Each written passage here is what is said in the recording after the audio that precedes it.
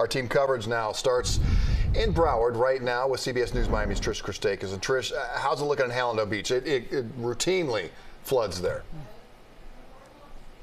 Well, right now, the good news is I'm not knee-deep in water. It is pretty dry off this street, and behind me, this was a overflooded canal right now. It's really just thick mud with a bunch of garbage. It doesn't look really great, and there's that post-rain mosquito drip that's going on in this area. But last night, you guys, it looked completely different. Take a look at this video. A car was completely submerged in the canal after, sadly, a woman driving mistook this deep body of water for a street. Now, the woman who was driving was able to climb out of an open window. She and her husband watched as drivers hooked onto the car and towed that truck away.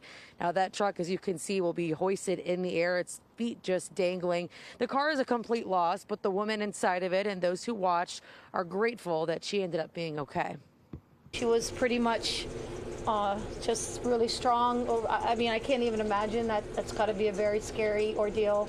But she looked very composed and she was safe. And that's all that really matters, that she got out of the car really quickly and she was safe.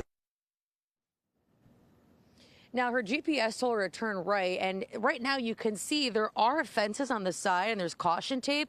A neighbor actually told us last night that the fence was propped up, but because of the rain and there was barricades, it all kind of got pushed away. So, unfortunately, it's kind of easy to see how she could accidentally walk into this because there's not much preventing her from doing so because those rainwaters completely flooded this area.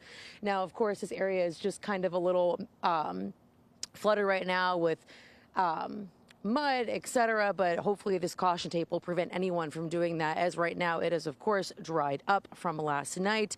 Now, you guys, the city of Hallandale Beach is putting extra pumps as necessary, and they are having cleanup crews on the way, so hopefully it won't be looking like this much longer, you guys.